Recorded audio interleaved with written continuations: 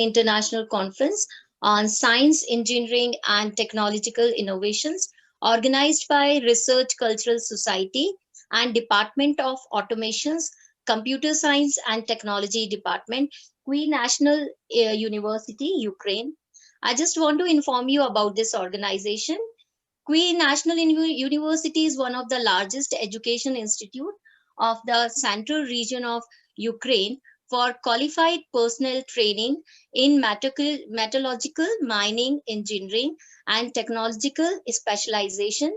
Scientific subjects performed by the university aimed to increase the efficiency of production and control the process, power saving, and environmental protection. Automation's Computer Science and Technology Department, ACST department trains specialized in computer science, automations, and computer integrated technologies. The main education and scientific areas are information support for decision making, development and implementation of process automations and mechatronic systems.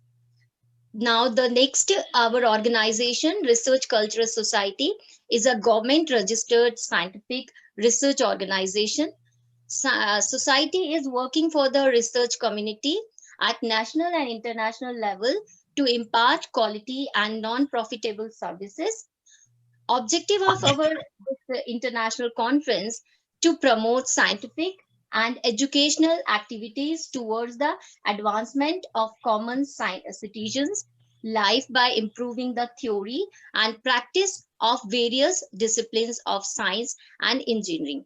The main aim of the conference is to provide interaction stage for researchers and practitioners from academic and industries to deal with the state of the art advancement in their respective fields.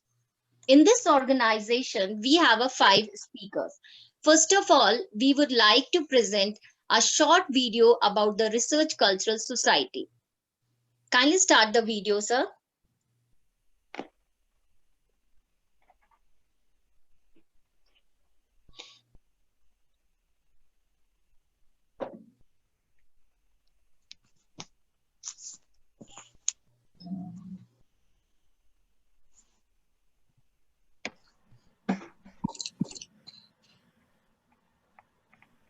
Warm greetings to all. Research Culture Society is a government-registered scientific research organization. Society is working for the research community at national and international level to impart quality and non-profitable services. Our members are scholarly educationists from various universities and institutes of repute. Here the faculties, research scholars and students interested in the area of research are given guidance and support in how their work can contribute to the betterment of our present and future generations. Research Culture Society is conducting conferences, seminars, symposiums, workshops, training, and development programs on different themes. Society has organized 100+ educational programs successfully at national and international level in association with different educational institutions. Also published selected research papers as journal special issues and book proceedings. Society is running international level referred, peer-reviewed journals with ISSN and books publication with ISBN. Educational institutions, colleges, universities are being welcomed for Memorandum of Understanding and collaboration to organize events. Society is promoting and sponsoring educational events as well as publishing research work in collaboration. The Society also offers membership. The journals associated with Research Culture Society are referred, indexed, and with high impact factor. Society journals are publishing research papers, articles in all major fields and subjects related to sciences, health sciences, engineering, agriculture, pharmacy, commerce, management, social sciences, arts, humanities, education, law and life skills. Journals provide publications and digital identification with a nominal processing charge. Research Culture Society also provides print and online book publications with ISBN. Society invites book publication in all study subjects and categories. Thesis converted into book and conference proceedings publication also available. Research Culture Society arranges special lectures on soft skills, communication skills, personality development, behavior improvement, human resource development, career development, general knowledge improvement, environmental issues, and improvement, etc. in different institutions, colleges, universities, and schools. The Society bestows excellence and achievement awards in different categories as US Awards, SRA Awards. Thank you. For further details, Dr. Natilia Murkan, Professor Gagik, Professor Om Kumar Harsh, Dr. Florian D. Mobs, and Dr. Pukukarmi Kiran Sri. So these all are our guest speaker. Now, first, we introduce the Professor Gagik. Kindly, Bushra ma'am, kindly introduce the sir. Shmavonyan. Shmavonyan. Okay. Sorry. Okay. Bushra ma'am, can you introduce the sir? A very warm welcome to all of you present here. I introduce Professor Gagik Shmavonyan, if I'm correct. Yes, Is professor at National Polytechnic University of Armenia, advisor at Ministry of High Tech Industry of Armenia, and international expert in nanotechnology in few investments and advisory companies. He has got his PhD in physics in 1996. He has a postdoc at National Taiwan University. He was a visiting professor at the University of Hull, UK, Polytechnic of Milan, Italy, University of Bremen, Germany, Free University Berlin, Germany, Trinity College Dublin, Ireland, University of Santiago de Compostela, Spain, Institute of Nanoscience and Nanotechnology, National Center for Scientific Research, Democritus, Athens, Greece, University of Sergi, Pontoise, France, and University of Tübingen, Germany. Professor Shmavonyan has taught in 3 universities within 3 countries, UK, France, and Armenia. He has co-authored more than 50 refereed journal papers, 130 conference papers, 20 patents, 3 books, 1 problem book, 1 monograph, and a chapter in 3-volume textbook, Optical Spectroscopy for European students. He is involved in coordination and advisory of different national and international R&D projects. His most significant research awards are Cleantech Oscar Award on UNIDO Cleantech Open Global Ideas Competition 2015 USA and ARPA Institute Invention Competition Awards in 2013 and 2014 USA. His current research interests are 2D or atomic materials and flexible 2D electronics. Floor is also yours, sir. Okay, thank you for the introduction.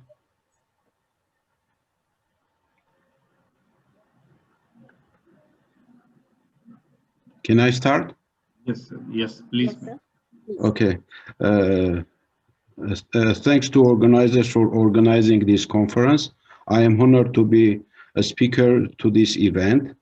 The presentation is my presentation is devoted to the substrate rubbing technology for mass production of two-dimensional materials. So I am going to speak about two-dimensional materials, then about the main technologies of preparation of two-dimensional materials, and then our recently suggested substrate rubbing technology for mass production of two-dimensional materials. So I'm going to speak about the sense, rubbing mechanism, rubbing conditions, and I'll give some examples, and then I'll stop on the advantages of the technology. Oh, so at the beginning about new materials. So the development of new materials, especially nanomaterials with with outstanding properties such as transparency, flexibility, etc., which satisfy the fundamental requirements of mankind is important. So nowadays, as you know, silicon is the main material, but what comes up, as we know, it has some restrictions. What comes after silicon? Over millennia, civilization came to the atomic materials with its outstanding properties by progressing through stone, bronze, and iron ages. As to the materials combine several useful properties, they are promising for manufacturing new generation flexible electronic devices and circuits, as well as household appliances. So now I'm going to speak about the first two-dimensional atomic material, graphene. Graphene is a single atomic layer of graphite, which is the thinnest material. It has 0.345 nanometer, mechanically the strongest and at the same time flexible, the highest electrical and thermal conductivity. Besides, it has big surface area. 1 gram of graphene can cover the whole football stadium. For your imagination, 1 millimeter tip of pencil is equal to 3 million graphene sheets, and a piece of paper, 1 million graphene sheets. So here you can see some applications of graphene and two-dimensional materials. It can be applied in mobile phone, touch screen, chips, bendable e-paper, etc. So there are different methods for preparation of two-dimensional materials. So we can divide we can divide two approaches: top-down approach, which includes mechanical exfoliation, and the second one, CVD growth, which is bottom-up approach. So the micromechanical exfoliation method is the first method, and in 2020, Gaim and Novoselov get Nobel Prize in physics. So what is the process? So the process is the following: they cleaving piece of graphite with scotch tape and then transferring the obtained graphene and graphite flakes on the substrate. So the exfoliated graphene flakes are small in size, and after growth they have to be transferred. This method has low yield and not suitable for mass production. So here you can see a few optical images of graphene and graphite flakes, and you can see that there are not so big flakes, and that's why it's not mass production method. And CVD growth, which is mass production method, but here we use high temperature process, and it's difficult to control the morphology. So so that's why the simplest, cheapest, and fastest methods to get two-dimensional materials. Now we can consider mechanical thinning, shear exfoliation, wet ball milling, roll-to-roll, and also rubbing method of graphite-based raw materials. So I'm going to concentrate on rubbing, and we suggested a new method to develop graphene and two-dimensional materials. The main issues of preparation of two-dimensional materials are the following. The processes are long-lasting, sophisticated, and non-direct, and use toxic chemicals, high temperatures, and expensive equipment. What can be the solution? So the development of cheap, easy, short-lasting, ecologically clean, highly productive, and universal technology for mass production, cheap and high two-dimensional materials with big lateral size. So how to make graphene and two-dimensional materials which can be suitable for mass production? So we suggest instead of using scotch tape and a piece of graphite, as in the process of mechanical process, which is used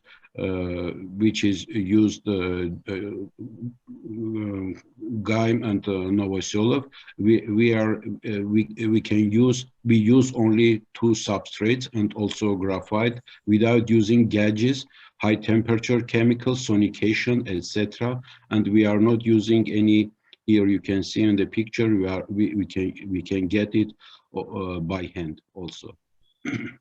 And so the method compromises, substrate rubbing method compromises putting pristine bulk layered material, for example, graphite powder or other powders, layered powders, nanotubes or fullerene between two solid substrates and rubbing the substrates against each other. And as a result, multi-layer, few layer, and then monolayer nanostripes cover the surfaces of two substrates we did. And after few rubbings, here you can see optical images. After few rubbings, bulk dots and nanostripes appear on the silicon substrate. After further rubbings, bulk dots are eliminated through shearing and converted into multi-layer nanostripes. After further rubbings, the next network of nanostripes and then a sheet of nanostripe is formed on the substrate surface. So the structure is the following, that at the beginning we have 3D layered powder, and then after rubbing, we get multi-layer unique nanostripes, then mono and few layer nanostripes. And at the end, we get 2D-dimensional atomic sheets consisting of nanostripes. This nanostripe consists of arrays of mono and few layer nanostripes, and which consist also from arrays of mono and few layer quantum dots. At the end, we can get also two-dimensional heterostructures consisting of sheets. These nanostripes are mono, few, and multiple atomic layers of exfoliated flakes organized in several sampled narrow bands of nano-sized quantum dots. And here you can see that these nanostripes have different form and size. So size, shape, and structure, and also we can also alter the distribution density of these nanostripes. So I'm going to show a few examples, and so you can see that they have a linear or a curved shape. So they have different form and sizes. And also about the sizes of these nanostripes. So the upper limit of nanostripe length is millimeter size or more. The length depends on both the substrate size and the rubbing time. The nanostripe will change from a few tenths of nanometers to millimeters. And also the sizes and shape of the rub sheets depends also on the size and shape of the substrate. And here you can see the ACM images of mono multi-layer graphene nanostripes, and also you can see also this graphene or two-dimensional nanostripes, and so you can see also the parameters, and you can see that the density and also the form and size is changing. So we also measured the Raman spectra of this spectra, and you can see that the number of rubbings increases with the increase of the number of the spectra, and you can see the transition from multi-layer to monolayer, from 1 spectra to 5 spectra. And on the 5th spectra, you can see that we observe new peak, which is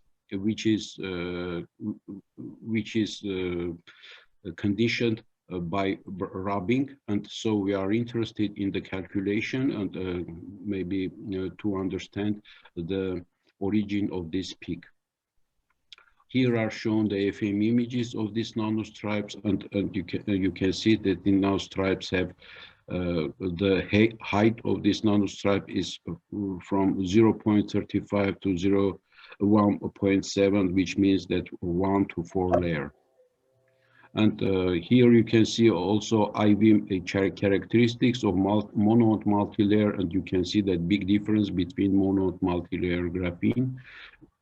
And here you can see ACM image of these graphene layers, and you can see that in the bottom image you can see that we have hexagonal structure, which means that we have graphene on the layer on the substrate. So then at the end, I want to show the rubbing conditions. So we use different substrates, different powders, and also rubbing is carried out in different directions, different number, pressure applied to the substrate, rates. Rubbing are carried carried out at atmospheric pressure conditions, manually, continuously, or subsequently, horizontally or vertically. And also you can see that we can use different materials. So as substrates, so we use silicon. We use rubbing silicon with graphene wafers, silicon with mica wafers, and you can see the whole range of the different. We use different substrates, and you can see different hardnesses. So we use from paper to silicon carbide. You can see the hardness is from 1 to 9 in most scale. So at the end, I want to show that we use also different powders, and also you can see that the distribution density is changing, and we use different applied pressure. So the pressure, it can be very low, from 100 Pascal to 3000 Pascal. And also here we show, besides graphite powder, we also used hexagon boron nitride powder. And also in this case, we got two-dimensional nanostripes. The behavior is the same as for graphene.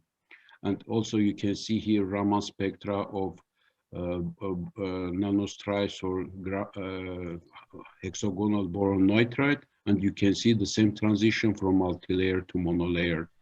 So at the end, here you can see that two-dimensional heterostructure consists of two-dimensional nanostripes, and you can see here nanostripes of graphene and hexagonal boron nitride. And so we got a Spanish patent for this method, and also PO, WIPO, and also US patent. And so at the end, in the conclusion, I want to say that substrate rubbing technology is an extremely simple. It's only single step, fast, 1 minute, cost effective, chemically free, transfer free, reliable, highly productive, and industrially scalable method to get two-dimensional material, unique nanostripe consisting of quantum dots, sheets consisting of nanostripes, hybrid structure and devices such as transistor, etc. So we are open for collaboration. We are especially interested in theoretical calculations and simulations. And at the end, I want to thank Professor Arturo Lopez Quintela and Professor Carlos Vasquez from University of Santiago de Compostela, who are co-authors of this work. So at the end, I want to thank you for your attention. Thank you so much, sir. Thank you very much, sir, for an enlightening and stimulating speech. And now our next guest speaker is Dr. Om Kumar Harsh, who is an ex-Vice Chancellor in Global University. Bushra ma'am, kindly introduce the sir.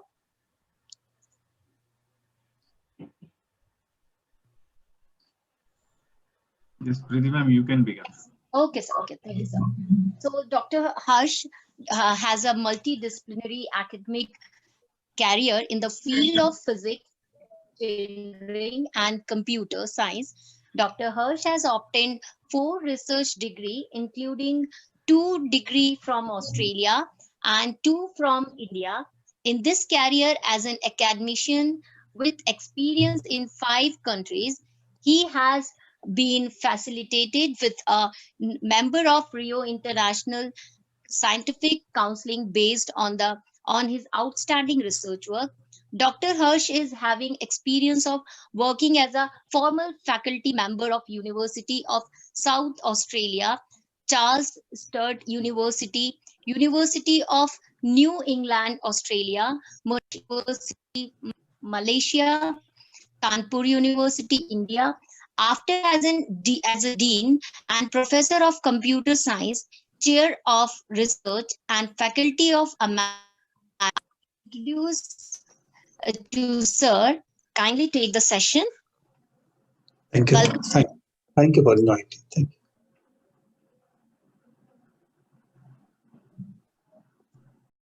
And just before starting my lecture, I would like to congratulate the director of the Research Cultural Society and the organizer involved, and particularly the Professor C.M. Patel, chairperson, Research Society, Professor Natalia Morton, head of Automation, Computer Science and Technology Department, here in the University of Ukraine. And also thanks to the Professor Agik for the excellent lecture recently. And again, also to everyone involved in this conference, I would like to thank and congratulate for organizing this excellent conference. Thank you for giving me this opportunity for delivering my lecture. And for that, I feel very proud. And what I feel today, there is a combination of my last 42 years in 5 countries. During the last few years, I taken interest in how to manage the science and technology and involving knowledge, particularly the reuse of the knowledge. So I think today I'm taking this step to elaborate you a little bit about what have done and what can we further explore in this area. Purely, everybody knows what is the definition of science. Because the particularly developing countries have been facing great dilemma. However, some countries like China, they manage the knowledge, technology. To what extent you would like to discuss? But everybody knows what is the science. Science, everybody knows, is nothing, is the study of nature, is the study of man and his environment. And next question, what is the technology? Because technology is nothing, it is just a disciplined process of dividing or converting resources to material object or processing. But of course, they are clearly useful for the human beings. Technology, they refers to practical solutions which fashioned in respect of their particular needs of the human, solve the day-to-day problem, and also the modification of the environment. So, would like to discuss how we can optimize our resources and time, particularly through the knowledge management. So here, what kind of strategy of knowledge management can be taken at this stage? Because science and technology, we know, both are inseparable fields. And why and how, why that this knowledge is involved in what, this is very interesting, and how it transfers to each other. Now, we know that science and technology to engineering, of course, itself is a great example of the knowledge management and to some extent optimization, you can say. But actually, what needs to be optimized? Should we optimize knowledge management? Should we optimize processes? Should we optimize system? Or should we optimize the technology management or engineering management, etc.? These days, like something like this, there are so many points of how to cope these management problems. Particularly, we come to the knowledge management. Nothing, as we know, nothing, it is the integration of the technologies. And of course, all the processes are there to support the knowledge management. But the question is that how to do that. Nowadays, a great problem is a great problem, particularly in developing countries, things like India is a huge country. Managing the knowledge, particularly scientific and courage, is a tremendous problem. But particularly, we take a simple model that there are 4 parts of how we can share the knowledge, how we can distribute the knowledge, gather and codify knowledge, and of course, create the knowledge. In each of the quarter, there are several activities involved. So here the question again, here that if we share the knowledge, what kind of advantage is there? How we can optimize? And if the capture codifies knowledge, then what kind of activities are involved? For example, nowadays, artificial intelligence system, expert system, neural system, physiology, genetic algorithm, so many systems are there to capture and codify the knowledge. But at the same time, how to convert into the useful form of the knowledge. We can share the knowledge in the group industry, particularly where there is lack of resources in developing countries. And they are really doing to some extent. But how it is useful, how can they can make it useful. Similarly, we can distribute the knowledge through various processes because we have now technology.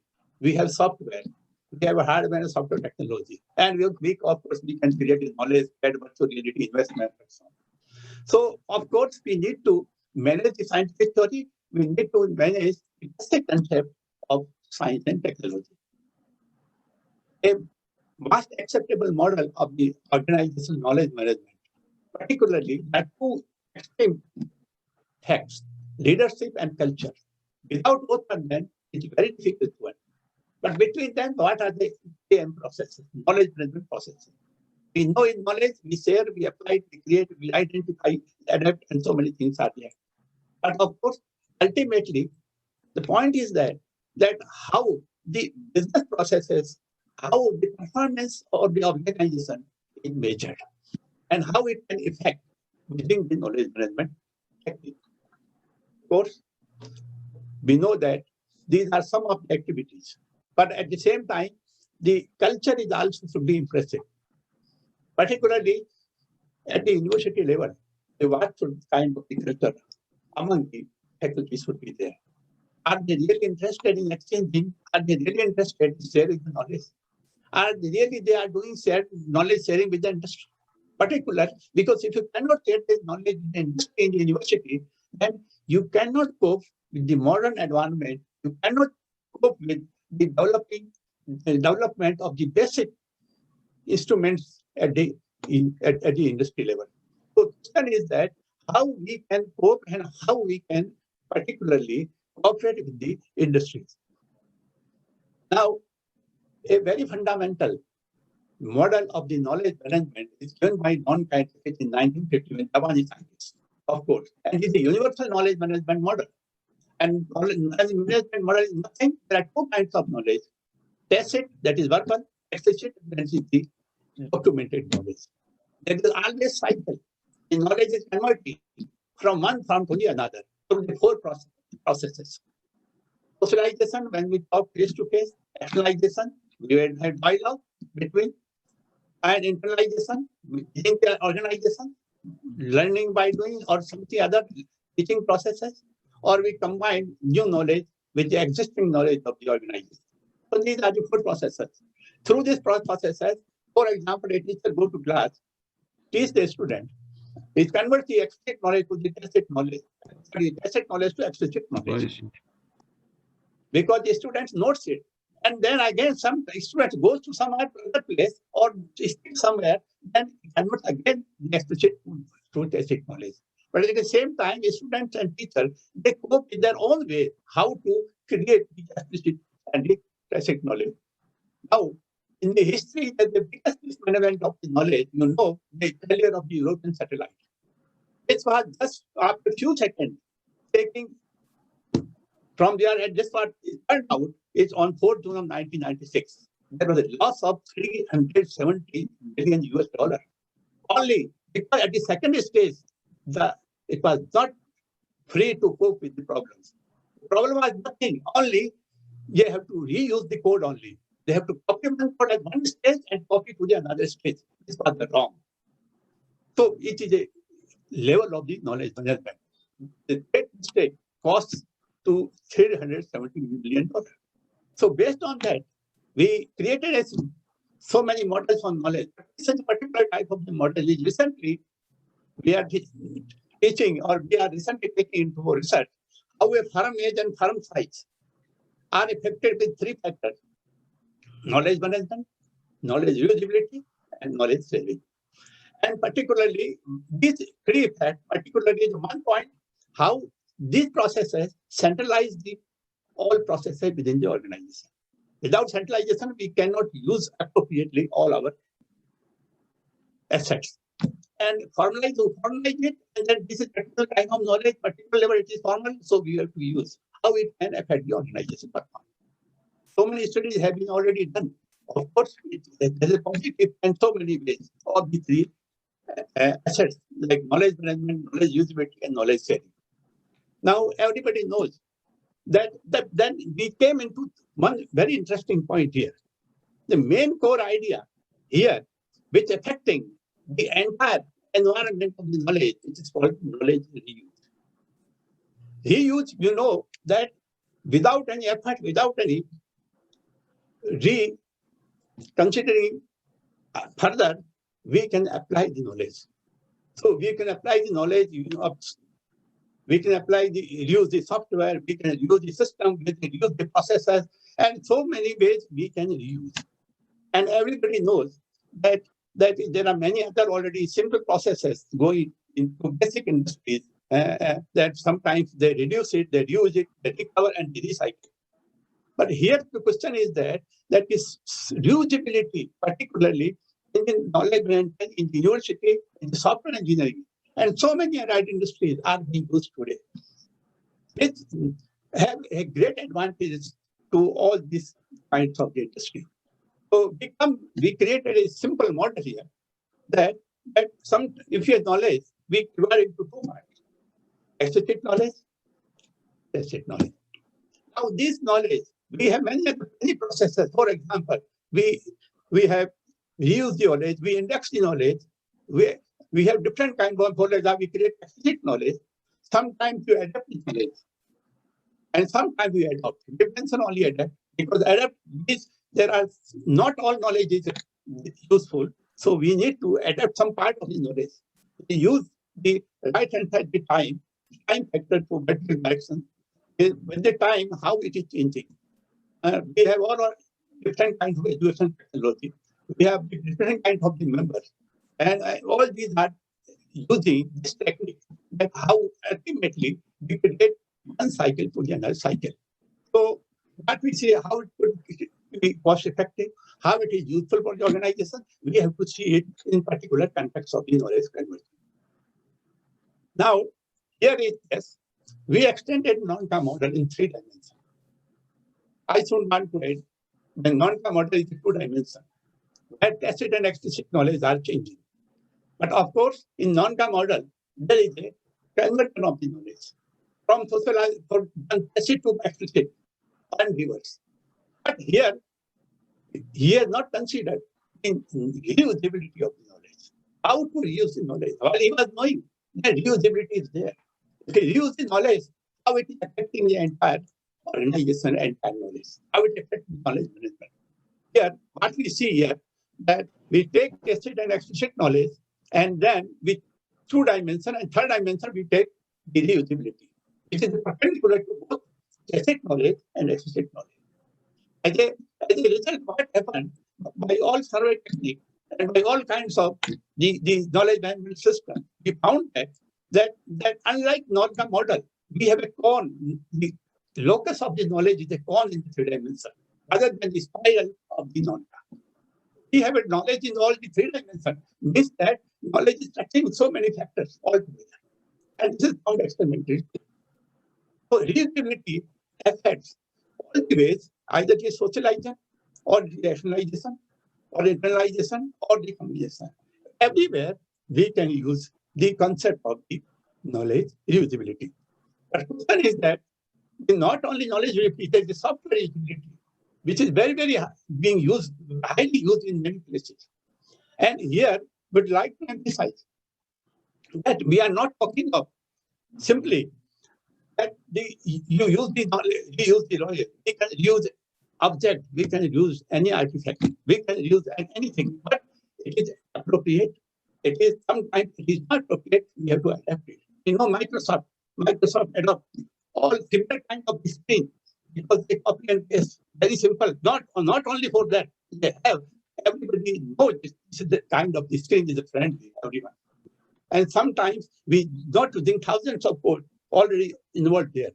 They are avoiding thousands of millions of code, but only giving you impression that we have this kind of screen or interface in the software environment. So what is the question here is that really can we increase the quality of the knowledge? Yes, we can enhance the quality of the knowledge. Because every time we are using it, every time using the same software, every time using the same artifact, every object, we have more confidence and we can save our time, we can save our efforts. Sometimes it is not appropriately, so you adapt it, not only adopt. All engineering, science, humanity, that commerce, admission, many areas, they need it, the concept of knowledge review. And particularly, some universities are working on the knowledge management or in all these areas, but they are not having the concept of the reusability appropriately being used. We have now many software now used based on the reusability of concept, and many companies they are creating. So now there is another story here. Not only knowledge use, but we have to create a homogeneous platform. Unlike computer science area, so many platforms, so many vendors, so many software to resolve one dilemma. Customer is confused. What is the problem here? Because they have not gone through the sharing process. They have not gone through the exchange and using process. They couldn't, unless they have the concept of, they really would like to do the use concept being practical use. So yeah, the point is that the reusability of artifact, reusability of software, and reusability of knowledge really, without much less efforts, it can increase or it can avoid the huge amount of the efforts and the time. And particularly for knowledge topic, it should be taken into consideration. So, and then so I presented my simple lecture based on my two last year experiences. Thank you for listening to me and patiently quiet. Thank you so much, sir, for your talks. Gave a really great boost to our efforts for this conference. Thank you. Now I would like to introduce our next guest, Dr. Froilan D. Mobo, Associate Professor. I want to introduce him. Dr. Fromilan D. Mobo is Associate Professor, and at present he is Assistant Director of the Department of Research and Development in Philippine Merchant Marine Academy and PhD coach in Cell Academic Malaysia. He is also a professor in the graduate school, Columban College, Olangapur City. He published a book in research abroad entitled Student Guide for Writing a Research Proposal, and in an abstract book. He has awarded Best in the Research during the 2014 Regional ICT Research Colloquium, top 5 finalists in the research during the 2016 International Research Colloquium, and winner in the 2020 International Competition My Growth, My Start, Best International Researchers, and the Best International Academic Male Division under Overseas.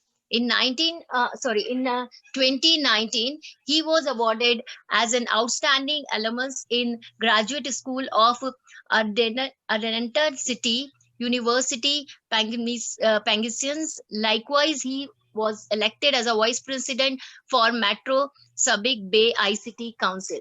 Welcome you, sir. Good morning, everyone. It is my honor to be invited in this prestigious conference.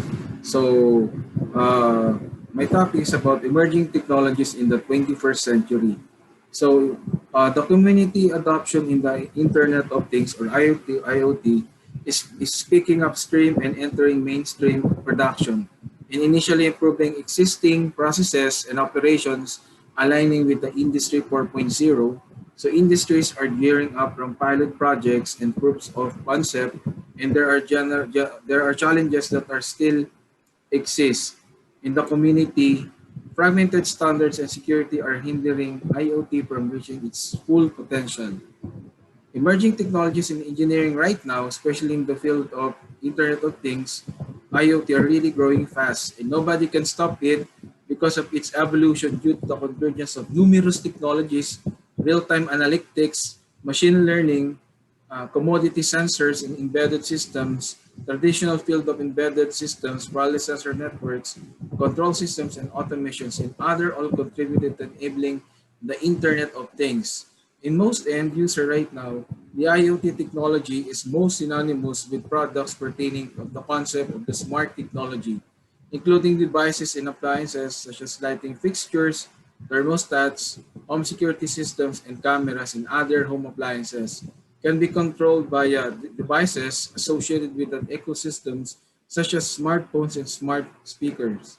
With the aid of the Internet of Things, we might as well adopt it in a new normal after the post-COVID-19 pandemic, which we are facing right now. So the IoT is not only about technological transformation, but also addresses the continuous and little change of the corporate backbone right now. So the COVID-19 pandemic has triggered reflective changes across the nation and even in the global, accelerating the shift towards the education 4.0 and even in the Internet of Things. So the IoT scenario, we're focused in reasonable advantage.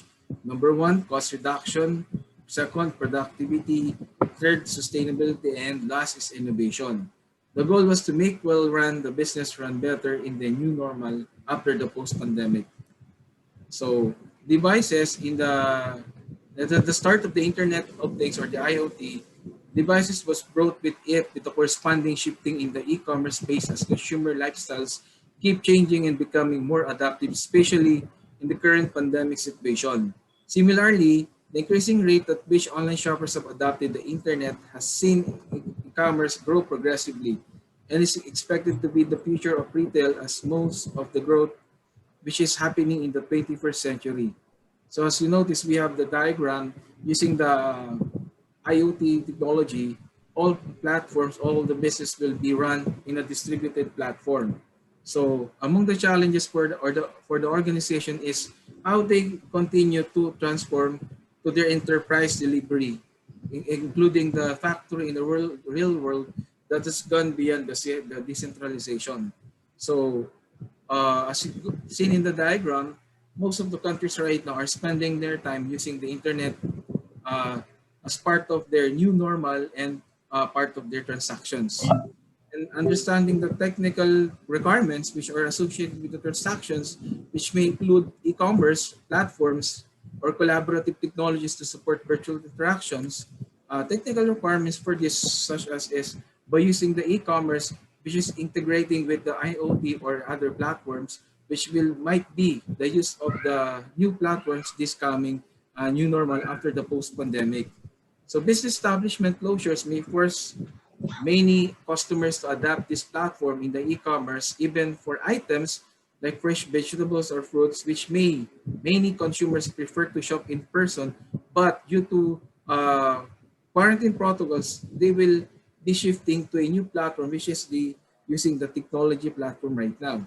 So even in our government in the Philippines, the Department of Agriculture will be launching their e-commerce in agriculture and fisheries, which will be a new mechanism with new marketing or trading of agricultural products, which will be produced using the online platform. So online selling like Shopee, Amazon, and Lazada will be very trending this coming new normal because it will reflect how the small medium enterprise will start again from the COVID-19 pandemic. So as you notice, all the situations right now will be done in an online transactions. Even in the online process of delivering food and will be done in online platform. So adaptive learning management system starting this school year as per the Commission on Higher Education and the Department of Education guidelines in a trifocal education, since in the Philippines we have the basic education, the technical education skills, and the Commission on Higher Education will be using the online learning management system. So the online teaching and learning are going to be more regular and teachers must be prepared to learn more creative and adaptive learning management system. What is new is the colleges and universities will embrace it as part of their vital uh, processes to how the next generation of learners are taught using the new platform. So using the learning management system, it will be a good starting point for them. So in a world where disasters and disruptions are increasingly becoming the norm, it is important for schools and other universities to train teachers how to use the said platform and to encourage them to devote their time to teaching online at least as a drill mechanism to prepare for unexpected events. It is not just about the pandemic we're facing right now. No, it's about the how do we adopt the technology.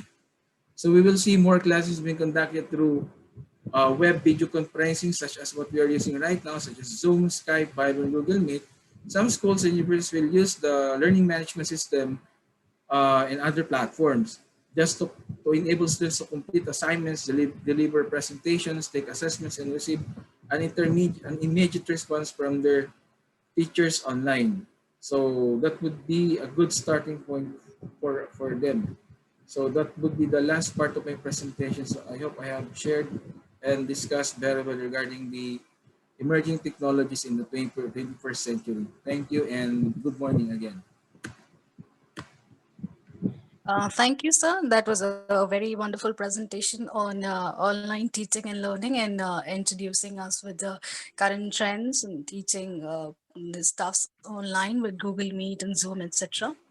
Now I would like to introduce Dr. Pokuluri Kiran Sri.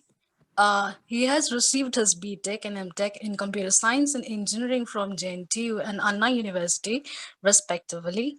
He has obtained his PhD degree in the area of artificial intelligence from JNTU Hyderabad. He has authored 6 textbooks for UG and PG students for engineering and AI and published more than 80 research articles in various international journals and conferences. He has filed and published 4 patents in the area of deep learning. His bibliography was listed in Marcus Who's Who in World 29th edition 2012 USA. Professor Kiran is a recipient of Bharat Excellent Award from Dr. G.V. Krishnamurthy, former Election Commissioner of India, for 2 times and recipient of Rashtriya Ratan Award. He also worked as principal of the NBKR Institute of Science and Technology, second oldest private engineering college, Vidyanagar, for 2 years. He has got 18 plus years of teaching experience and working as a professor in the Department of CSE at Sri Vishnu Engineering College for Women, Bhimavaran. His he's the global vice president of WSA, which is World Statistical Data Analysis Research Association. I welcome you, sir. The floor is all yours. Thank you very much, madam, for a nice introduction.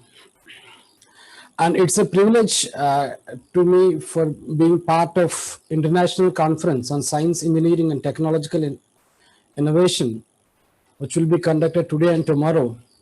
And I have to thank the director of Research Culture Society, Mr. C.M. Patil, sir, for giving this opportunity. I also thank Kiviri National University, Ukraine, for enabling me to be part of this international conference as a keynote speaker. And as per the suggestions of Mr. C.M. Patil, I have taken a title which is called as Cellular Automata and its applications in bioinformatics.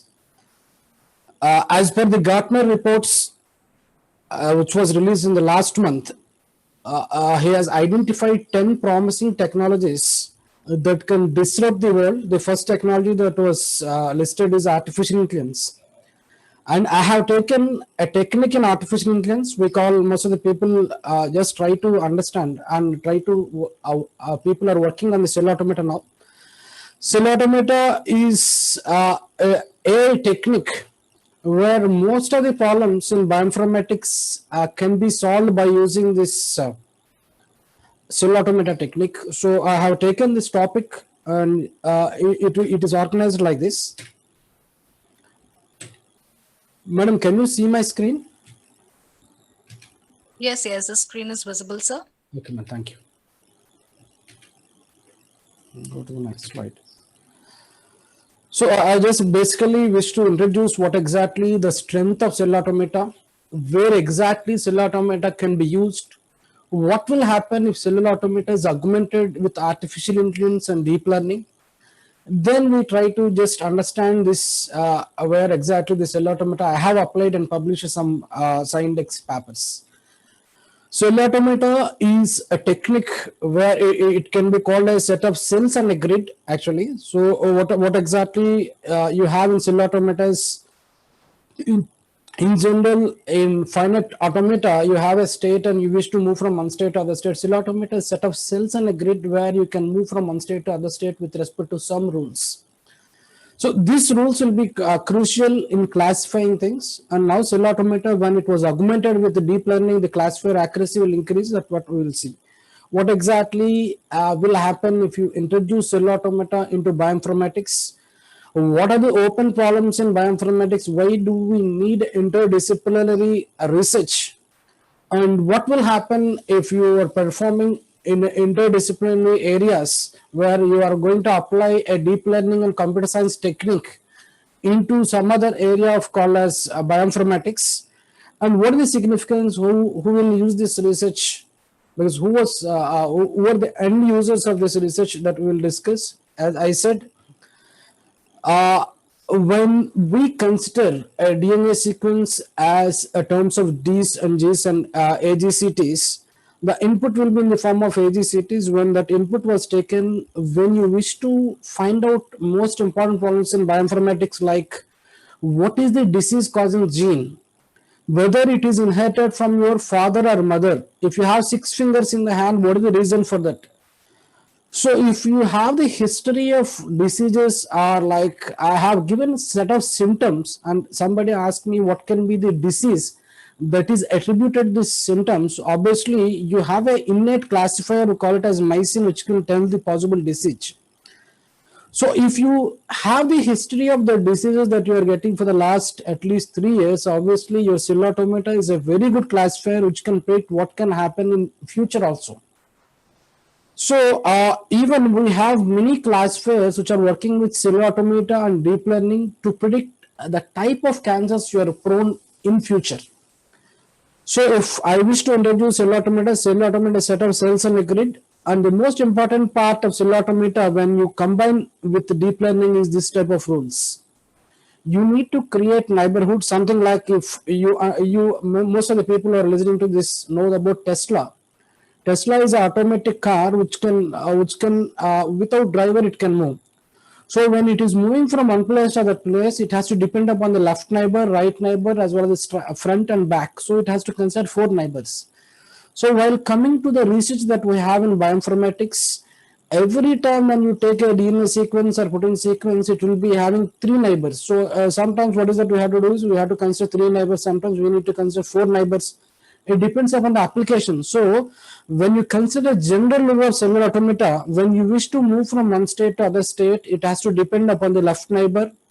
Sometimes it has to depend upon the right neighbor. It has to depend upon its own state also. This is a general format where when people who are aspiring to pursue research or pursue PhD in the area of artificial intelligence, most of the people are taking up this project. Even last time when I was to IIT Madras, almost 6 PhD scholars are working on cell automata and integration towards deep learning. So it is the need of the hour, and people are focusing their work on deep learning now. Cell automata and deep learning, if you augment both of them, you're getting a very versatile and robust classifiers. So it is about when the cell automata is invented, how people has used the cell automata in various aspects, how many types of cell automata is there, what are the strengths of a hybrid cell automata, what is a nonlinear cell automata. This is what the discussion that will happen. Based on the particular problem, you can choose the particular cell automata, and then you can augment this deep learning models, whether it is RNA or whether it is CNN or an RNN and LSTM. It depends upon how do you understand the problem and what type of domain do you have. So the important thing in cell automata is the rule selection is very important, and it also depends upon it is an innate classifier, so it can learn from unseen cases. That's what the strength of cell automata. So when you wish to work on cell automata, the basic thing that you need to understand here is no cell will have the overall view of the entire structure. So obviously when two cells communicate, obviously if I say it is a 3 neighborhood cellular automata, this 3 and this 3 will have a 6 cellular automata structure, where these cells will have its own structure. But the overall structure, this is the most important thing that we have in cellular automata. No cell will have the global view. What is happening to how this parallelism can happen. All this, it's very difficult for somebody who is coming from outside to predict, which will give more security for this cellular automata. So I said we have taken a potential problem, or we have identified some problems in bioinformatics, and then we try to apply our computer techniques on that problems. And when we are searching for open problems which needs more versatility and more accuracy, we found problems like how do you identify the protein coding regions, how do you identify the promoter regions, and how do you identify the structure of protein. All these things are open problems. Even though there are many classifiers that are available, still there is a room for improvement. That's what we feel. And we started working on how do you analyze and how do you understand DNA sequence and how do you identify the protein coding region. Then we try to apply this our computer technique called as cellular automata and deep learning on various problems of bioinformatics. The entire theme of my presentation is we started finding a classifier for each problem. By the end of the day, we have found a common platform where most of the applications of bioinformatics can be solved by using this platform. That is the reason this platform was published by two scientific journals, two different platforms we have identified and we have developed, so that most of the common problems in bioinformatics can be applied on these two problems. And in general, if somebody asks me what is the time that you have taken to identify whether a sequence is protein coding region or not, it is 0.07 nanoseconds. So we try to have a common platform, because the challenge of the research is more like cell itself is the minute part of your body. In your cell, you have a DNA. In the DNA, you have a DNA sequence. And protein coding region exists in these exons. These exons will be the minor part of the DNAs. This is what the structure is.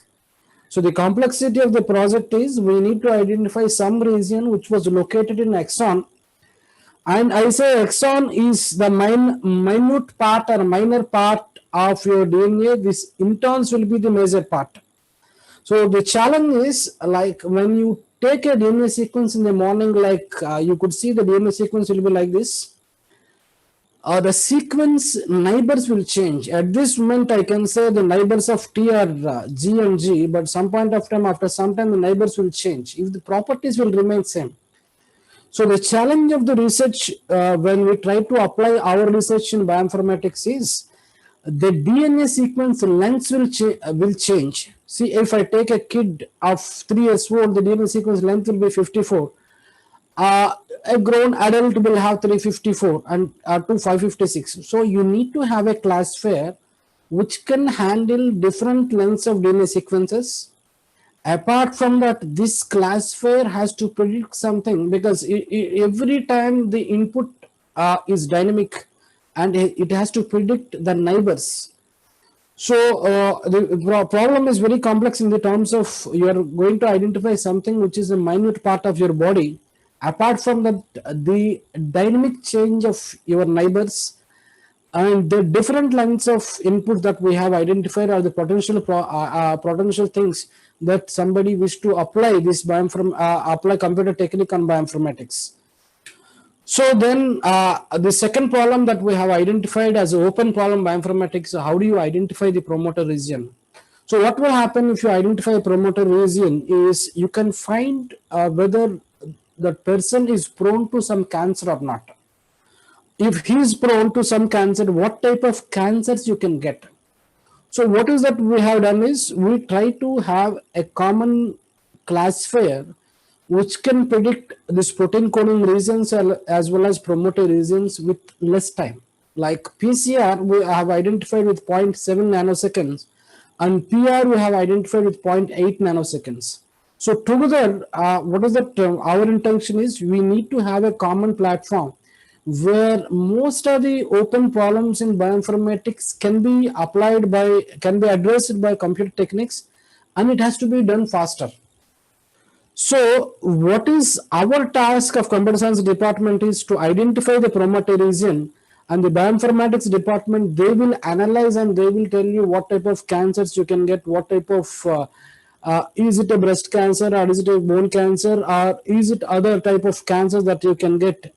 And this is what our subset or our domain is, to take the input, process the input, and identify whether this protein coding region exists in this DNA sequence or not. So for that, we have also done a very important literature survey, where what type of classifiers are there, and how our classifier can be versatile, adaptable, and robust. So some people, I can say that I have a classifier accuracy of 98, but nobody can use sometimes. It is not reliable and it is not dependable. But that is the reason we have started our web server to benchmark. So this web server is there for the last 3 years. The web server, if you give a DNA sequence, it tries to predict promoter region, protein coding region, and it also predicts the structure of the protein. These 3 very important problems in bioinformatics are identified, and we have addressed this by using our AI technique. That technique we call it as cellular automata with deep learning. So if you identify the structure of protein, you can extract a lot of information, like how can a doctor can prescribe medicines without side effects, how can one cell is going to control other cells, and most of the inherent or most of the innate structure of the body can be understood only by this structure of protein, whether it is a secondary structure or a quaternary structure. So the important observation, I kept this slide intentional, is like when we try to go for interdisciplinary research, we need to identify the logic among all the problems. And we have successfully found a platform where all these problems can be addressed by a single classifier. This is what a novel thing that we have done. And now we are trying to identify more problems in bioinformatics, like how do you identify the structure of RNA, which will be helpful for identifying many other diseases.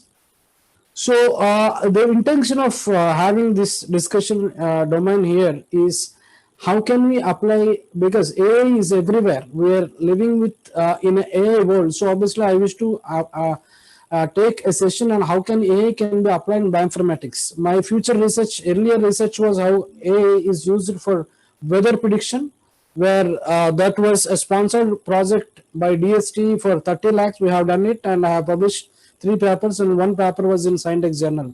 So once I complete that weather prediction and stock market prediction, I was working in this area so that the output of this research can be useful for the society purpose. That is the reason we have given the output of this entire project to WHO, so that they can give their comments, so that this can be used by so many people. So for developing this type of innate classifiers that we have done, we have developed many other classifiers like artificial immune system, multiple attractor, cellular automata. The target is to identify PCR. The second classifier identify PR. The third classifier is an integrated classifier which can identify both of them. We have identified different classifiers, and we have combined them with a common architecture, so that most of the problems in bioinformatics can be done, because this bioinformatics problem has to be ratified by a human expert. See, if I say my system will supplement or suggest or will help the doctors to prescribe some medicines without any side effects, that has to be approved not only by the system, by the human expert. The doctors has to approve that this is giving a good advice, and we will take that. So all these are very important. The entire strength that I wish to give within 15 minutes, as per our director CM Patel sir told me, is it is the way in which we need to go for interdisciplinary research, because this conference mainly focuses on science, engineering, and technological inventions. The last part, I'm just focusing on how do you go for a technological invention for many social applications. This is what my presentation is. Thank you very much for giving me this opportunity. Thank you, sir. Thank you for such a wonderful and informative presentation. And we understand the significance of such a renowned work on RNA, DNA, bioinformatics, and cellular automata at present. Thank you, sir.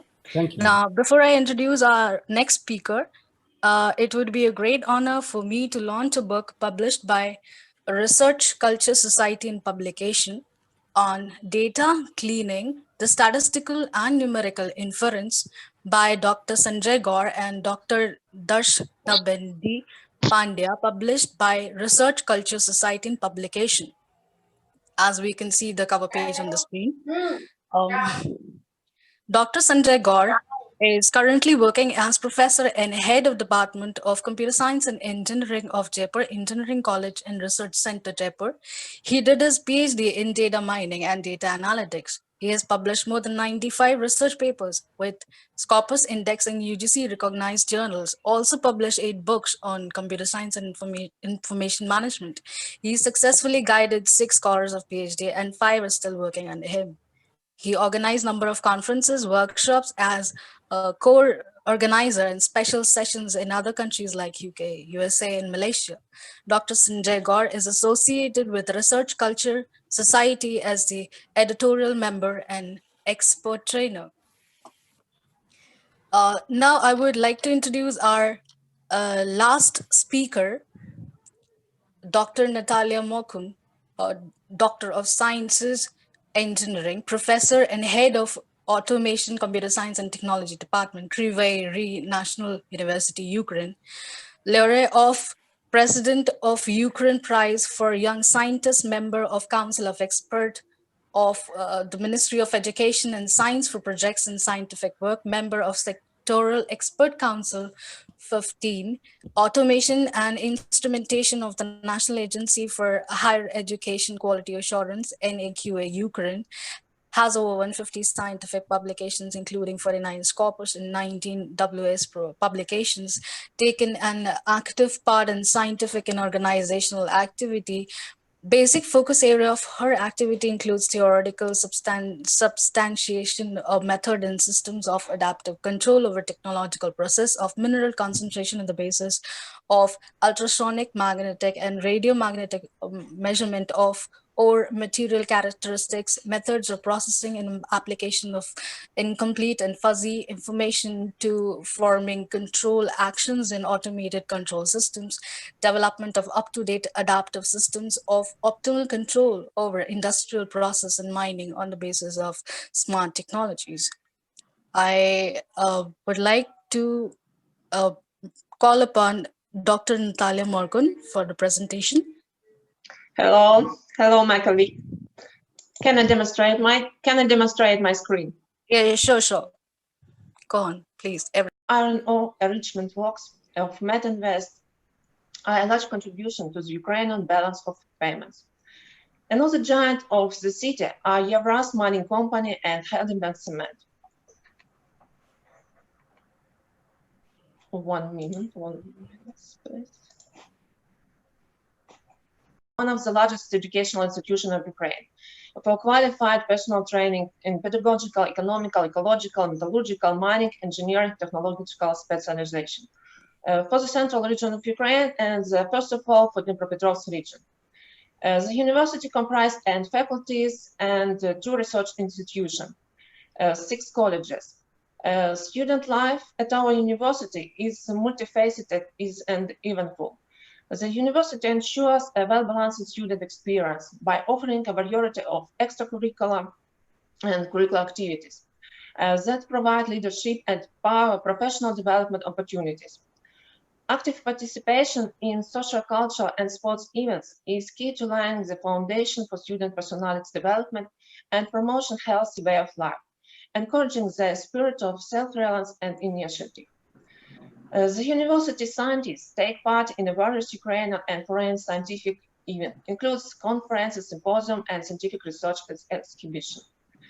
The most widespread student research forms include individual work at university, department, and faculties, participation in scientific circus, problem-solving groups, roundtable, and seminars. Students are engaged in writing scientific papers, participating in national and international academic competition. Student research works are individual and group. The student scientific community of our university unites members of specializing scientific circles and the departments and students working in their individual research. It is targeted at realizing a creative potential of young talented people through involving them in conducting research in the field of specialization. Great attention is paid to introduction of research basics into the training processes as students are forced to upgrade their knowledge and skill. Our university has considerable experience in conducting research for local enterprises, incorporates two research institutes, and collaborates with local research institutions. Academy of Mining Science are a function of the basis of the university.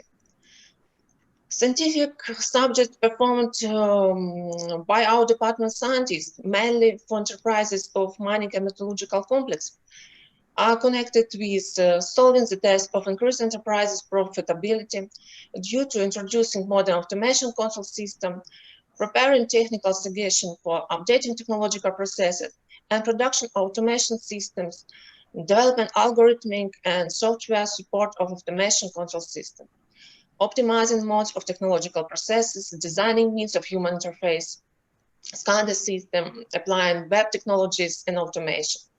We have experience of introducing automation project based on controllers made by Schneider Electric, Siemens, Phoenix, Contact. Improving methods and technical means of diagnostic of mining and concentration equipment condition, applying intellectual technologies of big data analysis, development of measuring devices and automation using microcontroller. We have experience of designing devices for the industrial Internet of Things. Since 2004, the university has been one of the best universities in Ukraine in terms of economic and structural scientific exams. The university's scholars, engineers, and technicians of Kryvyi Rih enterprises, scientific works of research and designing institutes work together in a joint intellectual effort to solve essential problems of innovation development of the national industry.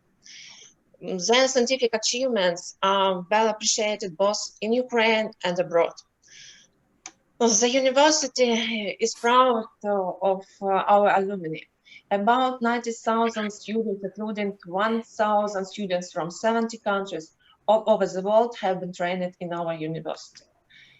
All of them successfully employed in different industries in our country and overseas. The university keeps an eye on the issue of the future job placement of graduates. And the mission of our university is to contribute to the development of the society by means of competitive specialist training, as well as increasing a new generation of healthy and creative patriotic youth. Moreover, the university students are also encouraged to participate in sports, recreation, and cultural activities. Constant development of our university makes sustainable growth of our promising prospects. So we are open to cooperation and welcome to our university. Thank you, ma'am. Thank you, Dr. Natalia Mokun, for such a captivating speech and for your